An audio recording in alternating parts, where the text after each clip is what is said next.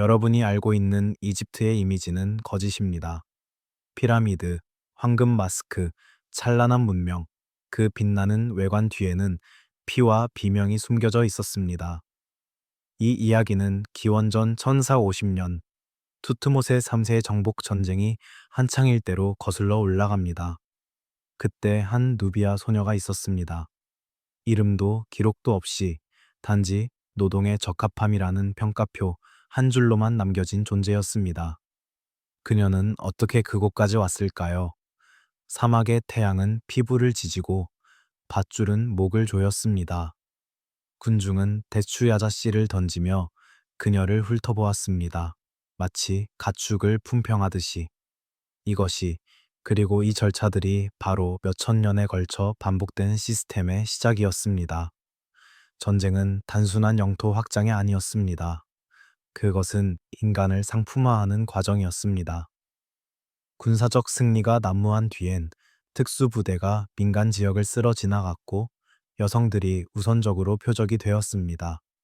왜였을까요? 이유는 잔혹하게도 명료했습니다. 운반이 쉽고 수익성이 높고 통제가 쉬웠기 때문입니다.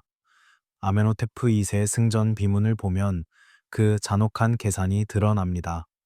나는 80씩 명의 사람을 산채로 데려왔다. 그들은 내 전리품이다. 여기서 사람들은 숫자였습니다. 남성, 여성, 아이, 각각 다른 용도로 분류되어 따로 계산되었습니다. 현장에서는 즉각적인 선발 의식이 진행되었습니다. 이를테면 이빨로 나이를 확인하고 근육으로 노동 능력을 판단하며 가슴의 상태로 수유 가능 여부를 가늠했습니다. 공개적인 분류가 이루어졌고 그 결과는 가사용, 번식용, 성적 착취용, 신전용 같은 카테고리로 떨어졌습니다. 가족들은 강제로 지켜봐야 했습니다. 딸이 어머니에게서 끌려가고 여동생이 형제와 영원히 갈라지는 장면을 눈앞에서 봐야 했습니다. 비명은 허용되지 않았습니다. 울부짖으면 구타로 진압당했고 저항하면 즉결 처형이 뒤따랐습니다. 저항을 꺾기 위한 경고였습니다. 강행 행군 자체가 굴복을 설계한 장치였습니다. 목에 밧줄을 걸어 인간 사슬을 만들고 한 사람이 비틀거리면 전체가 질식 위험에 빠지도록 했습니다. 생리 중이거나 임신 수유 중인 여성도 같은 속도로 걷게 했습니다. 뒤처지면 채찍질을 받았고 쓰러지면 버려졌습니다. 일어나지 못하면 그 자리에서 죽음을 맞이했습니다. 운송 중 사망률은 허용 가능한 손실로 계산되어 비용 항목에 포함되었습니다. 효율성이 자비보다 우선했기 때문입니다. 도시를 통과하는 퍼레이드는 권력의 공개 전시장입니다. 포로들은 시장과 신전 앞에 전시되었고 군중은 지배력을 확인하기 위해 침을 뱉고 욕하고 만지고 때렸습니다. 사제들은 이를 의식으로 정당화하며 신성한 질서라고 불렀습니다. 정복은 후주적 조화를 회복하는 행위로 치환되었습니다. 그렇게 노예 제도는 신학적으로도 합법화되었습니다. 시장에 도착하면 그들의 운명은 가격표로 결정되었습니다. 나이, 기술, 출신에 따라 가격이 매겨졌고 직조나 춤, 언어 능력 같은 기술은 착취의 가치를 올렸습니다. 임신한 여성은 특별 상품으로 취급되어 할인된 가격에 팔리기도 했습니다. 상인들은 장사치의 농담을 주고받았고 구매자들은 비웃었습니다. 여성은 가만히 서 있어야 했습니다. 표정 하나로 가치를 잃을 수 있었기 때문입니다. 가족의 분리와 원자와 역시 체계적 정책이었습니다. 어머니는 딸과 떼어놓았고 형제자매는 의도적으로 흩어졌습니다. 고아를 만드는 기술은 조직적 학대의 일부였습니다. 아이들은 과거에 대한 기억 없이 자라도록 설계되어 더 순종적으로 통제하기 쉬운 존재가 되었습니다. 과거가 끊기면 미래를 상상할 수 없으니 저항의 가능성도 줄어들었습니다. 공문서의 어조를 보면 비인간화는 기록 체계 속에서 완성됩니다. 이름은 장부로 대체되고 비문은 사람을 가축처럼 집계합니다. 관료제는 고통을 마취시키는 장치였고 숫자는 비명을 잠재웠습니다. 범주가 개인을 지워갔고 양피지는 고통을 추상화했습니다. 판매가 완료되면 사람은 재산이 됩니다. 법적, 신학적, 사회적으로 속성화된 재산. 이 일을 제기할 법정은 없었고 호소할 신도 없었으며 도망칠 수 있는 곳도 없었습니다. 이집트 전역이 거대한 감옥이 되었고 나일강은 벽, 사막은 집행인이었습니다.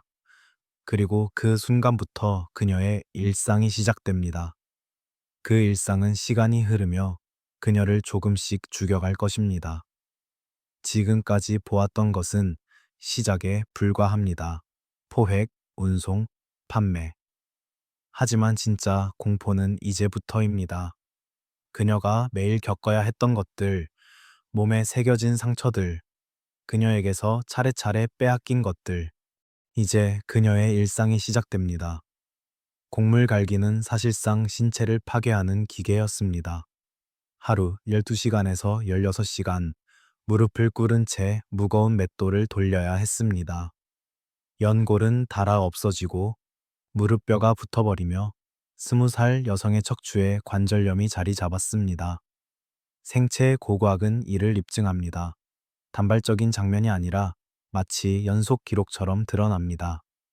압박으로 뒤틀린 척추, 하중에 의해 변형된 뼈, 밀가루 속 모래 때문에 닳아 평평해진 이빨, 제대로 아물지 않은 골절, 뼈는 반복된 외상의 연대기입니다. 각 뼈가 문장이 되고 각 균열이 단어가 되며 전체 골격은 고통의 단락이 됩니다. 물깃기도 또 다른 형태의 처형이었습니다. 암포라 한 개는 25, 30kg, 강둑은 가파랐습니다. 목뼈가 압박되어 두통과 신경병증을 일으켰습니다. 무덤 벽화 속 그림은 앞으로 굽은 목이 영구적인 변형이 되었음을 보여줍니다. 훗날 고고학자들은 이 여성들을 물 운반인이라 불렀습니다. 마치 스스로 직업을 택한 것처럼 훈육은 체계적이었습니다. 막대기, 채찍, 가죽끈. 처벌의 이유는 단순했습니다. 느린 손놀림, 속삭임, 눈을 마주친 것. 감독관이 휘두른 도구는 폭력임과 동시에 지위의 상징이었고 권력은 장식으로 변했습니다. 부엌과 세탁도 위험했습니다. 나트론으로 인한 화상, 불길로 인한 상처, 마구간에 배설물이 전하는 질병. 모든 가사 노동은 위험을 떠넘기는 방식으로 여성에게 외주화되었습니다. 그녀들은 가정의 안정과 고통 사이에서 완충 역할을 했습니다. 직물 생산은 특히 파괴적이었습니다. 아마를 두드릴 때는 먼지가 폐를 메웠고 소변에 담글 때는 피부가 짓물렀습니다. 실을 잤으면 손가락이 베이고 배틀 앞에서는 끝없는 긴장된 자세가 이어졌습니다. 지루 어디에서도 생산성이 인격보다 뒤에 놓이지 않았습니다. 린네는 칭송받았지만 그것을 만든 손은 침묵 속에 사라졌습니다. 계절에 따라 여성들은 끊임없이 재배치되었습니다.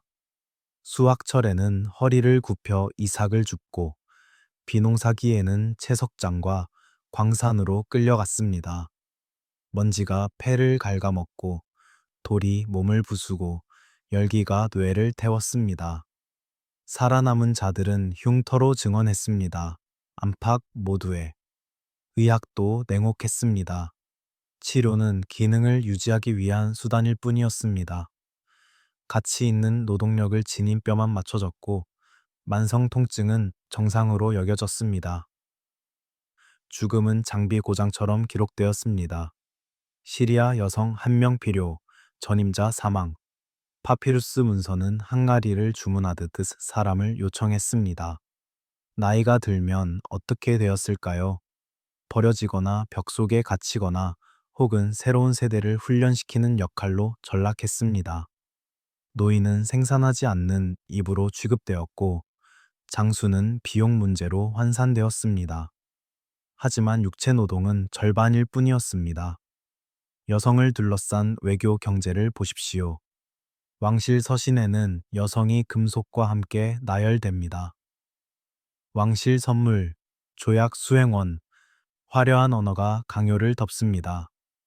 아마르나 서신 속에서 파라오들은 공주를 거래했습니다. 나이를 기재하고 처녀성을 보증하며 배송 방법까지 논의했습니다. 사람을 말처럼 취급한 것입니다. 왕실 하렘 운영은 거대한 산업이었습니다. 수백 명의 여성이 출신별로 분류되었고 대왕비 아래 위계가 엄격히 구축되었습니다. 강제 소환, 강제 임신. 아들을 낳으면 지위가 올라갔고 딸은 다시 같은 순환 속으로 들어갔습니다. 재산 논리는 모든 계급에 퍼져 있었습니다. 모든 남성 주인은 여성에게 무제한 접근할 수 있었고 지혜 텍스트는 성적 착취를 농담으로 포장했습니다. 밭을 갈아라. 씨앗을 뿌려라. 여성은 경작할 땅이었습니다. 수확하고 소진되면 버리는. 신전조차 이 폭력에서 자유롭지 않았습니다. 축제 때 음악가와 시종은 성적 서비스를 강요당했고 문신은 신의 소유권을 표시했습니다. 경건은 은폐물이었습니다. 신의 이름으로 강간이 자행되었고 사제들이 이를 의식화했으며 순례자들은 축복이라 불렀습니다. 세대는 자궁을 통해 포획되었습니다. 노예 여성의 자녀는 노예였습니다. 주인은 자기 자식을 낳아 팔았고 그것은 지혜로운 투자로 여겨졌습니다. 번식 전략은 노골적이었습니다. 임신 능력을 보고 여성들을 샀고 남성 노예나 주인과 짝지웠으며 출산을 촉진하는 조리법을 썼습니다. 심지어 자신이 낳은 아이에게 젖을 물리는 일도 있었습니다. 오락의 성애화는 어린 시절부터 시작되었습니다. 강제춤, 투명한 의복, 이국적인 안무. 사춘기 전 훈련은 교육이라는 이름으로 진행되었습니다. 소녀들은 미소 짓는 법, 시선을 피하는 법, 저항을 멈추는 법을 배웠습니다. 나이가 들어 매력이 사라지면 그들은 다음 세대를 훈련시키는 역할로 밀려났습니다. 건강 피해는 무시되었습니다. 치료받지 못한 성병, 높은 산모 사망률, 생식기 외상, 생산성이 위협받지 않는 한 방치되었습니다. 자살은 재산 절도 행위로 간주되어 범죄화되었고 죽음조차 그녀들의 선택이 아니었습니다. 현대의 박물관과 다큐멘터리는 이 구조를 종종 완곡하게 포장하거나 심지어 찬양합니다. 첩은 중립적으로 들리고 하렘은 이국적으로, 신전음악가는 예술적으로 들립니다. 하지만 그 단어들 뒤에는 수천 명의 여성들이 있었습니다. 강제로 빼앗기고, 강간당하고, 번식되고, 폐기된. 우리는 더 정직한 언어와 더 투명한 역사 서술이 필요합니다. 이제 우리는 신체 자체로 들어갑니다. 살과 뼈에 새겨진 흔적들로. 브랜딩 의식은 공개적이었습니다. 소유자의 이름이나 상징을 뺨, 이마, 손에 뜨거운 쇠로 찍었습니다. 사제는 주문을 외우며 고통을 신성한 행위로 꾸몄습니다.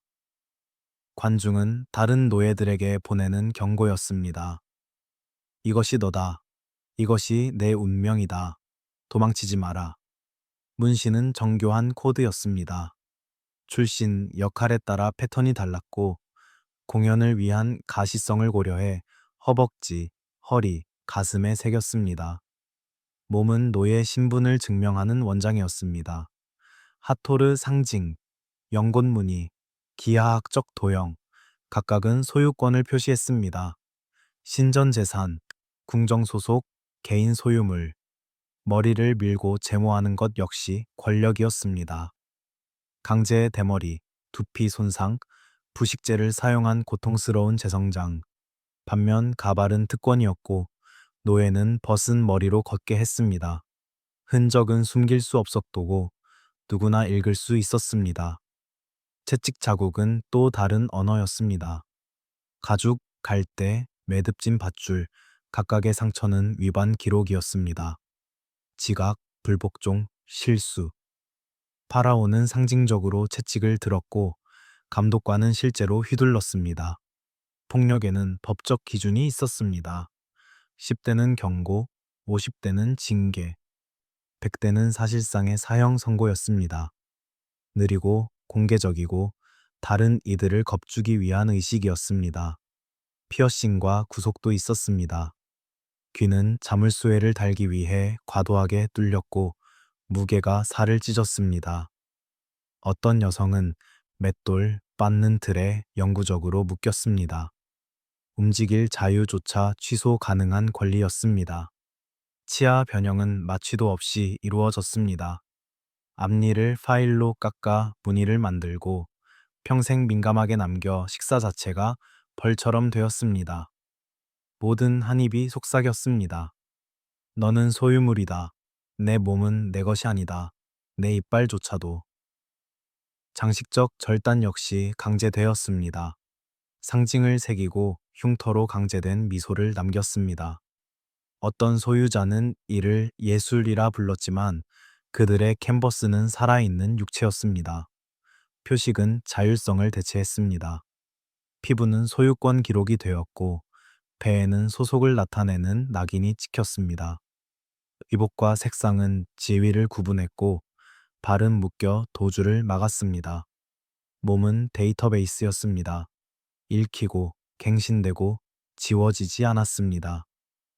개인적 고통만으로는 충분치 않았습니다. 사회 전체가 지켜봐야 했습니다. 승리 퍼레이드는 연극이었습니다. 시장과 신전, 궁정을 지나며 여성들은 무대 위에 올려졌습니다. 얼굴은 칠해지고 머리는 억지로 묶였습니다. 파라오는 전차에 서고 여성들은 걸었습니다. 군중은 환호했고 신들은 승인받은 듯 연출되었습니다. 시스템은 스스로를 축하했습니다. 축제는 타락이었습니다. 구타 아래의 춤, 하토르에게 바친다는 명목의 만진과 폭행, 술 취한 향연에서의 봉사. 여성들은 웃는 척, 즐기는 척, 감사하는 척 해야 했습니다. 영희는 생존이었습니다. 경쟁도 오락으로 강제되었습니다. 짐을 지고 달리기, 음식을 놓고 싸우는 경기. 패자는 공개 채찍질을 당했고 승자는 빵을 받았습니다. 고통은 게임이 됐고 관중은 환호했습니다. 나일강의 범람기 의식은 살인이었습니다. 희생과 익사. 살아남으면 신에게 거부당한 자로 낙인 찍혀 처벌당했습니다. 물이 거부하면 불로 정화해야 한다는 순환 논리 속에 탈출은 없었습니다. 모의 처형도 반복되었습니다. 익사 직전까지 물에 담그기, 부분적 교살, 불길 앞에 세우기, 모두 오락이자 억제였습니다. 여성들은 죽음을 확신했고 공포는 진짜였습니다. 마지막 순간 풀려나더라도 안도는 잠시뿐, 기억은 영원했습니다. 시장 광장은 사법 구경거리였습니다. 사소한 죄목에도 며칠간 공개적으로 옷을 벗기고 폭행을 허용했습니다. 성적 폭력은 사회 교육이었습니다. 남성은 지배를, 여성은 복종을, 아이는 위계를 배웠습니다. 사회 전체가 참여했고 사회 전체가 공모했습니다. 출산조차 구경거리가 되었습니다. 아이의 성별과 생존 여부에 내기가 걸렸고 어머니는 즉각적인 공포에 던져졌습니다. 울음은 신의 겁으로 해석되어 금지되었고 아기는 태어나자마자 빼앗겼습니다. 어머니는 탯줄조차 자르지 못했습니다. 종교적 매춘은 신성 모독의 형태로 진행되었습니다. 성전의 문턱은 돈으로 접근이 팔렸고 여성들은 경건을 연출하며 강제로 봉사했습니다. 남자들이 축복받았다고 느끼도록. 사용되고 버려진 후 여성들은 의식적으로 정화되었고 다음 순례자를 기다려야 했습니다. 재현은 잔혹했습니다. 자신의 포획 이야기를 공연하게 강요받았고 동물이나 서로와 싸우게 되었습니다. 임신, 질병 상태를 공개적으로 검진받으며 큰 소리로 발표해야 했습니다. 모든 것은 관중을 위한 것이었고, 교육을 위한 것이었고, 통제를 위한 것이었습니다. 그리고 결국 이 모든 고통의 끝에 기다리는 것은 자유가 아니었습니다. 죽음조차 해방이 될 수 없었습니다. 그리고 마침내 죽음이 찾아왔습니다. 그러나 죽음조차 자유가 되지 못했습니다. 행정기록의 왕곡 어법을 보십시오. 죽음은 단순히 교체 요청으로 적혔습니다. 이름은 사라지고 설명자만 남았습니다. 작은 것, 시리아인, 절름발이, 삶은 재고의 증감으로 환산되었습니다. 어떤 파피루스도 쓰지 않았습니다. 누군가 죽었다. 그녀는 사랑받았다. 그녀는 그리울 것이다. 대신 남은 것은 차가운 계산뿐이었습니다. 직공 한 명 손실, 직공 한 명 필요. 매장의 현실은 최종 모욕이었습니다. 작업장 옆에 집단 구덩이, 비문도 장례 물품도 없이 시신은 던져졌습니다. 동물 수준의 처리였습니다. 아마르나와 노동자 공동묘지는 여성들의 외상으로 가득합니다. 골절된 뼈, 출산 손상, 영양실조의 흔적. 그 누구도 그들의 이름을 기록하지 않았습니다. 신학적 잔인함은 의도적이었습니다. 의식이 없으면 사후 세계도 없다고 믿었습니다. 드물게 보존될 때조차 완전한 미라와 대신 소금 건조, 무릎 꿇은 자세, 엎드린 매장으로 영원한 봉사 상태를 고정시켰습니다. 죽음 후에도 노예로 묻혔습니다. 구제의 희망 없이 얕은 무덤은 임시 안식처에 불과했습니다. 청소부가 뼈를 흩뜨렸고 살아있는 여성들은 노출된 해골 사이를 걸어야 했습니다. 저것이 내 미래다. 흰 뼈가 드러난 채 개들이 씻고 있다. 매일의 환경이 곧 예고된 운명이었습니다. 질병과 출산은 죽음의 문장이었습니다. 전염병 중 사막에 버려지고 치명적인 진통 후 불결하다고 불태워진 어머니들, 기록조차 남지 않은 유아들. 노동자 공동묘지는 젊은 여성들의 뼈로 가득합니다. 골반 외상, 출산 중 사망, 홀로 공포 속에서 작업장의 죽음은 은폐되지 않았습니다. 부서진 시신은 모르타르에 섞여 건축 자재가 되었습니다. 화학적 흔적은 건물 속에 피가 스며 있음을 보여줍니다. 우리가 감탄하는 신전의 일부 블록에는 실제로 인간 뼈, 여성의 뼈가 포함되어 있습니다. 우리는 그들의 무덤 위를 걸으며 위대함을 사진에 담습니다. 희생을 모른 채 거부된 탈출도 있었습니다. 절망 속 자해, 굶주림으로 느리게 스스로를 죽여가던 여성들, 몇 달에 걸친 마지막 저항. 그러나 그마저 처벌을 받았습니다. 강제로 먹임을 당하며 고통의 끝마저 허락되지 않았습니다. 노인 도태는 효율성의 문제였습니다. 벽 속에 가두거나 사막에 버리거나 목을 자르는 방식으로. 경기 침체나 역병 때의 집단 매장은 그 증거입니다. 경제화된 살인, 비용 대비 생산성을 저울질하며 회계 장부 속에서 삶과 죽음이 결정되었습니다. 인간 희생은 엘리트를 위한 것이었습니다. 초기 왕조에서는 특히 흔했습니다. 아비도스에서 발견된 젊은 여성들의 고리, 독살, 교살, 칼자국, 왕 곁에 묻기 위해 줄지어 희생당했습니다. 노동자는 바깥으로 밀려났습니다. 이후 샤부티 입상이 희생을 상징적으로 대체했지만 일부 왕릉은 여전히 실제 동반자를 요구했습니다. 결코 자발적이지 않았습니다. 오늘날 우리는 어떻게 이 사실을 알 수 있을까요? 그 답은 법의학과 생체 고고학입니다. 골반 흉터, 골밀도, 관절 융합, DNA와 외상의 지도와는 침묵 속에서 역사를 다시 말하게 합니다. 현대 학자들은 이 여성들에게 목소리를 되돌려주고 있습니다. 완전한 목소리는 아닙니다.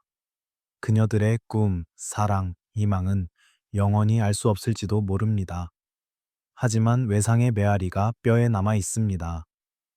최근 학계는 파라오 중심의 서사와 트로피 전시를 비판하며 노동자 공동묘지와 생체 고고학에 주목하기 시작했습니다. 그러나 대부분의 박물관은 여전히 금과 토기를 전시합니다. 그것을 만든 손은 보이지 않고 그 손의 피와 몸은 전시되지 않습니다. 방법론적 겸손이 필요합니다. 우리가 가진 것은 파편, 통계적 그림자뿐, 알 수 있는 것과 알 수 없는 것 사이의 간극을 인정해야 합니다. 그러나 뼈가 증언하는 것이 있습니다. 인내, 상처, 그리고 인간 정신의 지속성, 견딜 수 없는 것을 견딘 존재들, 기념물을 재구성해야 합니다. 피라미드는 여성 노동의 낙골당입니다. 신전은 침묵한 비명으로 울려 퍼집니다. 린넨과 보석은 강요된 노동의 산물입니다. 우리가 아름답다고 부르는 모든 것은 누군가의 고통 위에 세워졌습니다. 대부분 여성의, 대부분 이름 없는 지우기의 이데올로기를 보십시오. 문명은 여성의 노동을 필요로 했지만 예술과 법, 의식 속에서는 그들의 인격을 철저히 억압했습니다. 망각은 체제의 접착제였습니다. 기억하지 않으면 애도할 필요가 없습니다. 애도하지 않으면 책임도 없습니다. 책임이 없다면 변화를 요구할 필요도 없습니다. 도덕적 회개를 해봅시다. 황금 유물은 피로 덮인 금입니다.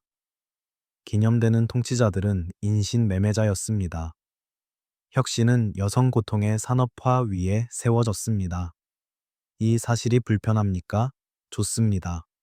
불편함은 출발점입니다. 인식이 그 다음 단계입니다. 회상은 최소한의 배상입니다. 누비아 여성으로 돌아갑시다. 선반 위 번호로만 존재했던 그녀, 표본으로 분류되었던 그녀. 그러나 그녀는 역사 속으로 다시 들어옵니다. 그녀의 뼈는 수천 년을 넘어 우리에게 말합니다.